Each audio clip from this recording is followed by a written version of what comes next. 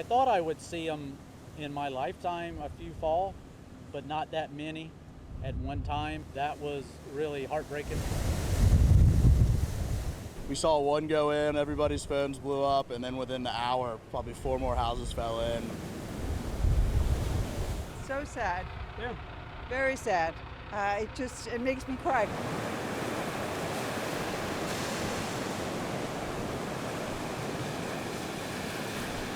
Breaking news from the Outer Banks. 5 beachfront houses have collapsed into the sea because of the effects of 2 storms off our coast. And you're looking at brand new video from Buxton. What a mess there. Officials with the Cape Hatteras National Seashore say all 5 homes were unoccupied at the time. They're there along Cottage Avenue and Tower Circle Road. You can still see the leftover debris here on the beach here in Buxton. That is the roof of one of the 5 unoccupied houses that collapsed this afternoon. One resident tells me this was devastating to see. My heart hurts for every single person that's had this loss. I had just come back from fishing down at the point, parked down on Old Lighthouse Road, was walking up, and as soon as I got to our driveway, the very first one started to collapse.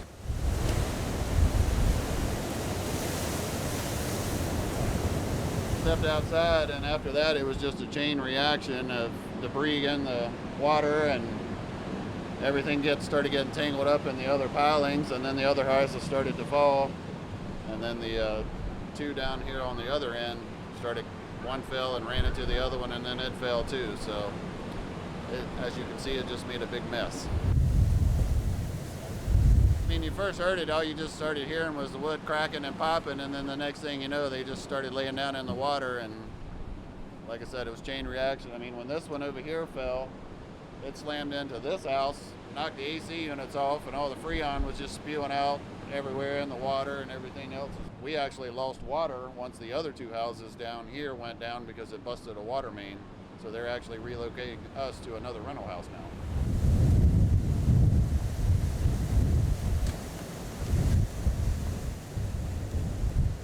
We spoke with the woman who owns that light gray house behind me, now surrounded by ocean water.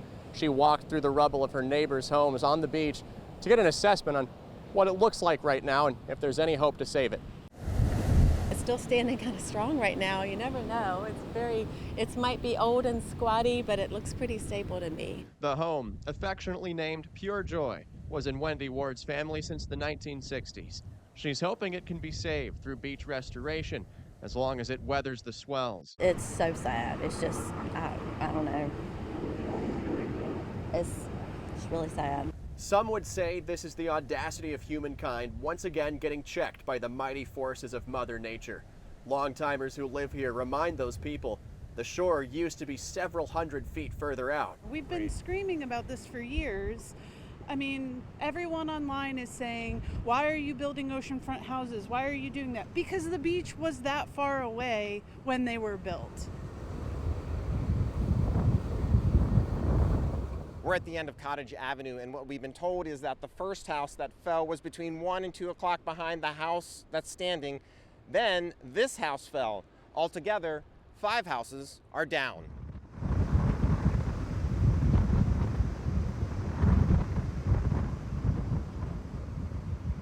We saw one go in, everybody's phones blew up, and then within the hour, probably 4 more houses fell in.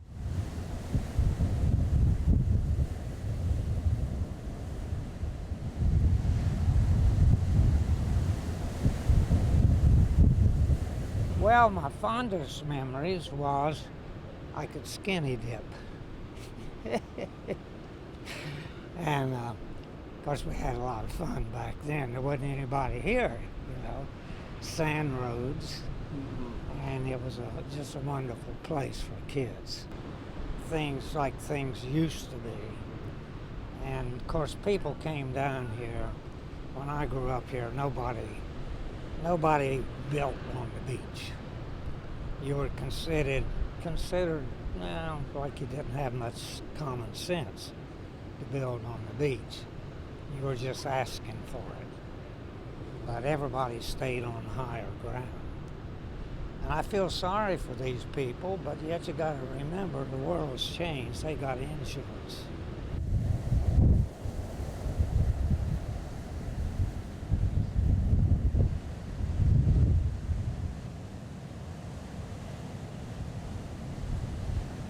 Well, I mean, I've seen it before with the first few that they lost last year, but then seeing just in the last few days the devastation of the additional houses going, and some look very questionable if they'll make it through the day based on, you know, just looking at the structure themselves. But it's interesting and it's shocking. You know, we've seen a lot of storm cleanup.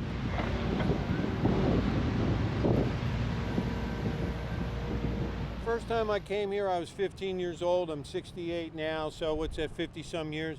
There were homes in front of these homes with dunes that were so high, it was an issue to cross them, and plenty of beach. There was a ton of beach on the other side, so now Mother Nature's taking it back.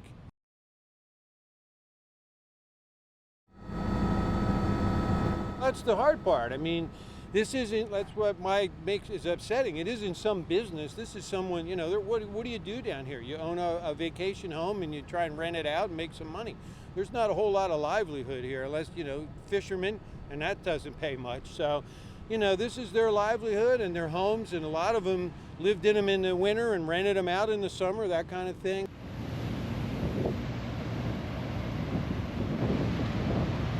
Right where we're standing is where the 8th house collapsed within this past week in Buxton. That was a 2-story home on stilts, like many of the others along the coastline here. We saw it go down gradually. First it came off the stilts, now the first floor is gone, just the second floor is still there. And when the swells from the storms come in, it occasionally picks up this entire structure, bringing it closer to shore, moving it closer to that greenhouse, which, tough to see from this angle, but that greenhouse is angled slightly towards the ocean, away from land. In fact, you can see one of the pillars of that home is cracked already as this collapsed home, the 8th this week in Buxton, keeps getting, it's moving around. It's moving next door to this other home that officials have pointed out as being also at risk here.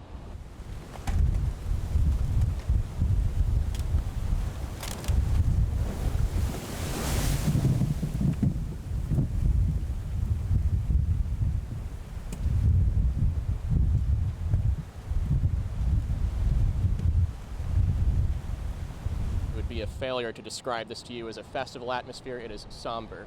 I've actually seen several people who are from here who have walked away because they just didn't want to see this anymore. It was too much for them.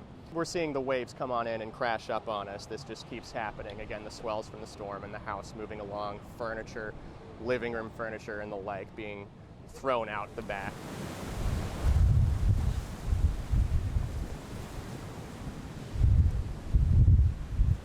These things are tough to predict. It's tough to say if another will fall, but we keep hearing the cracking and we keep seeing what's going on here unfolding. One of the discussions going on, obviously cleanup is a big topic amongst locals here. They're bringing in crews tomorrow at 8:30 a.m. according to the Park Service. They're going to start getting all this debris out of here, a lot of it washing far, far downshore from where these houses are. We've seen it go down pretty far ways in Cape Hatteras, just being here and going up and down the island. Another big discussion is what to do about the homes that are still surrounded by water, the ones being pointed out at risk of falling in as the erosion continues and as the swells keep going. I can't believe it happened so fast, because 10 years ago it wasn't this bad. You could kind of see it coming. When a big storm would come, it would encroach a little bit. Then all of a sudden it just boom. Look where we're at. How do you get in here to pull all this debris out and make the ocean safe for the next group that wants to swim when they can?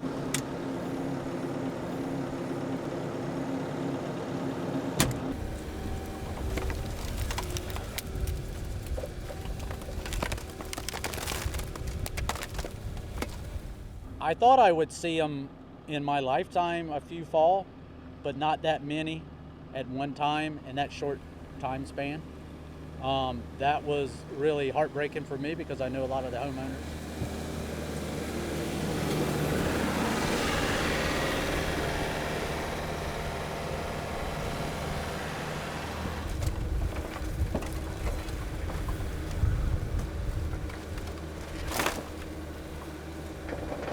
The house that fell when we moved Sunday was almost 20 tandem loads that we moved out. And then yesterday was probably 2 hand picking and going up the streets, trying to clean the streets for the neighbors. me, it's just sad. I mean, it was a massive amount. It's in the water. We thought we were done 2 weeks ago, and we come back after weekend before last below, and we picked up another 10 tandem loads that just appeared out of, I don't know where it was at. I don't know if it was in a pile stuck on the edge somewhere or to the house pilings, but it was 10 tandem loads that washed back up that we spent all day working on and moving. There'll still be volunteer groups that I think that'll want to come out and help clean up final, but this is the last pickup through the county, through the contractor on this deal.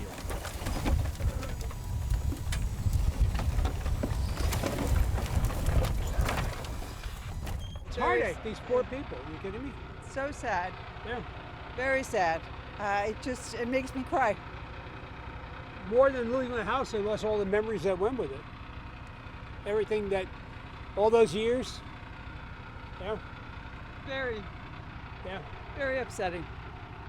And I wish all these folks the best. The And only our thing that- house could be in jeopardy too. We're not Thank that you. far. This was all cleared out up until the small house collapsed the other day. So this is basically, as far as I understand, and I may be wrong, it's from one house. Yes.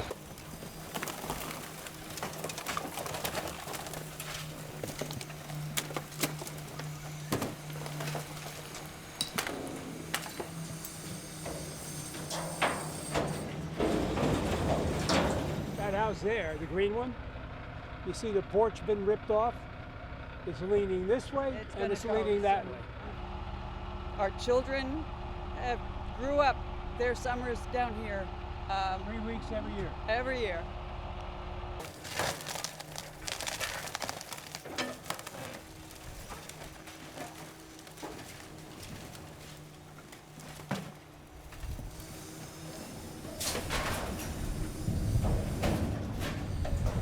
It's just a process. It's a process of getting in, moving this stuff and hauling it off so it doesn't end up back out in the water. You know, it's got to go somewhere once they pull it out of here, and this is a lot. I mean, as I look up and down the beach in this one area, there's a lot of debris here. And once the ocean gets back to normal, you know, then you got to see what you got to move that's underneath these houses. You know, it's you know, I've seen several hurricanes, and that's usually trees and debris again, but this is a little bit different. I mean, just being able to get equipment in here to do this is not an easy job. There's a lot of people that's helped in the cleanup, from Beach Buggy Association, Buxton Civic Association cleanup, homeowners, just community members wanting to help.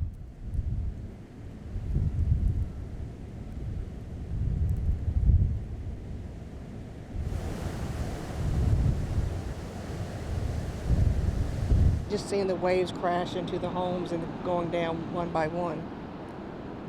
And that's the reason what brought us down here today. And these are very nice homes down here. And I do hope they can recoup some of the income from falling into the ocean, that they can help salvage the other ones here. So right here, this is the porch, and we put in 18-foot pilings along the porch. We're hoping that this will help protect if more houses fall in.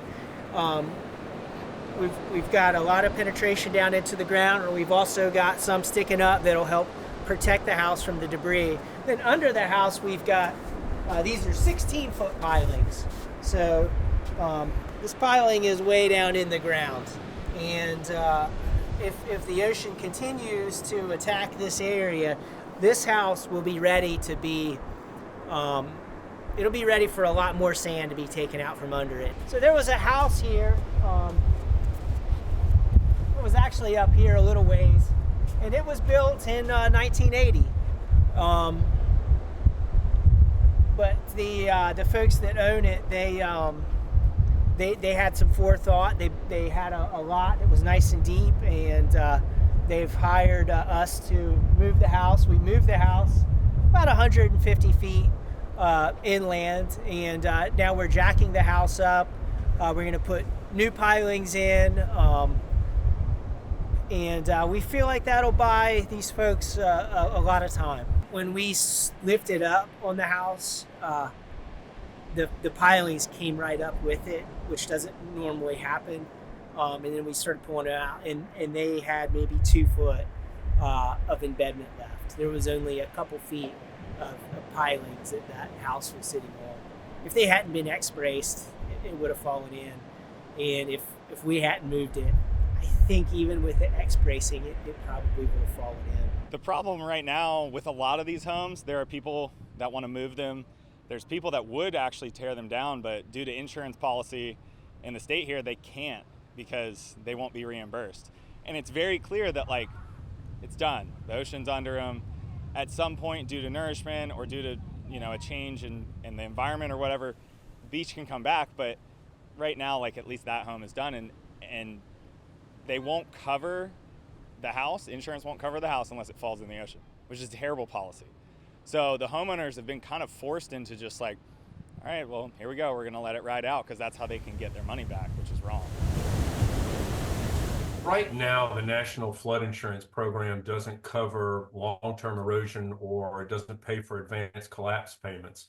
And so we submitted the Preventing Environmental Hazards Act, which allows homeowners to access the NFIP prior to the house being claimed by the ocean. And it allows for being paid up to 40% of the home's value or up to $250,000 to be paid for the home to hopefully get it out of the way before it turns into an environmental hazard, which, as we've seen, is horrible for the beachgoers, for maritime issues. And so it really is a proactive approach to try to help the homeowners, goad the homeowners, really to get these homes demolished before they get succumbed to the ocean. While it is great to work on, insurance policy and being able to remove a home and compensate the homeowner, we can't just do that forever.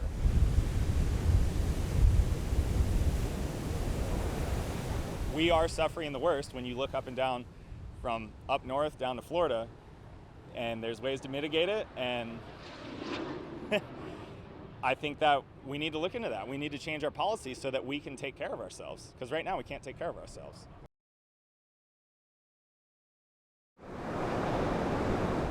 These homes were not built relative to the shoreline where we see them today.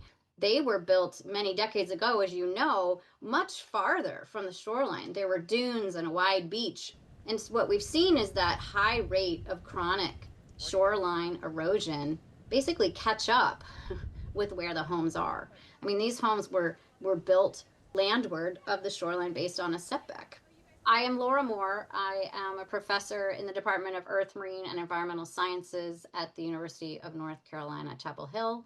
And I am a coastal geomorphologist, which means that I study how coastal landscapes change over time in response to things like climate change, sea level rise, and the management actions that we undertake to address challenges in the coastal environment.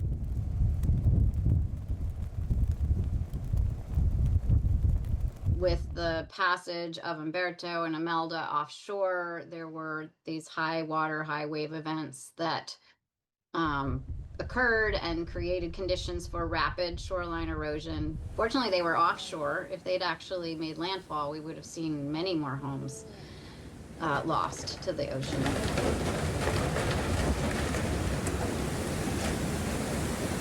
These are barrier island landscapes, and as you may know, barrier islands are a special landscape landform which forms in the presence of rising sea level.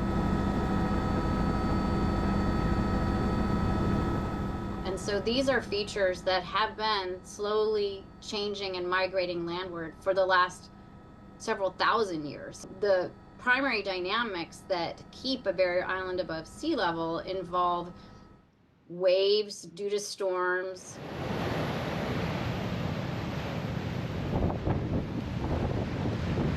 overwashing sand,